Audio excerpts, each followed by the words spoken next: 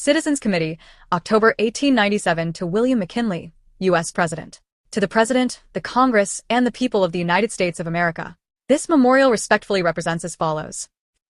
2. That the supporters of the Hawaiian Constitution of 1887 have been, thence to the present time, in the year 1897, held in subjection by the armed forces of the Provisional Government of the Hawaiian Islands, and of its successor, the Republic of Hawaii, and have never yielded and do not acknowledge a spontaneous or willing allegiance or support to said Provisional Government, or to said Republic of Hawaii. 3. That the government of the Republic of Hawaii has no warrant for its existence in the support of the people of these islands, that it was proclaimed and instituted, and has hitherto existed and now exists, without considering the rights and wishes of a great majority of the residents, native and foreign-born, of the Hawaiian Islands, and especially that said government exists and maintains itself solely by force of arms, against the rights and wishes of almost the entire aboriginal population of these islands. 4. That said republic is not, and never has been founded or conducted upon a basis of popular government or republican principles, that its constitution was adopted by a convention, a majority of whose members were self-appointed, and the balance of whose members were elected by a numerically insignificant minority of the white and aboriginal male citizens and residents of these islands, that a majority of the persons so voting for delegates to such constitutional convention was composed of aliens,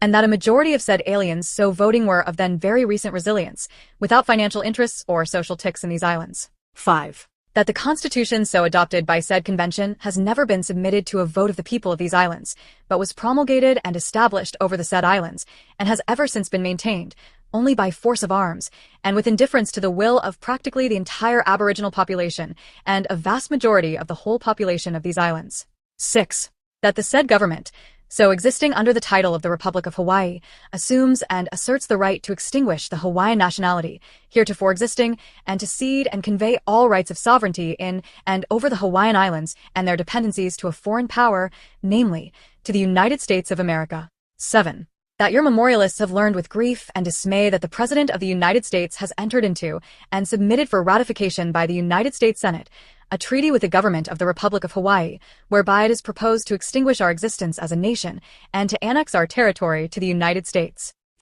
9. That your memorialists humbly but fervently protest against the consummation of this invasion of their political rights, and they earnestly appeal to the President, the Congress, and the people of the United States to refrain from further participating in the wrong so proposed, and they invoke in support of this memorial the spirit of that immortal instrument, the Declaration of American Independence, and especially the truth therein expressed, that governments derive their just powers from the consent of the governed, and here repeat, that the consent of the people of the Hawaiian Islands to the forms of government imposed by the so-called Republic of Hawaii, and to said proposed treaty of annexation, has never been asked by, and is not accorded, either to said government or to said project of annexation.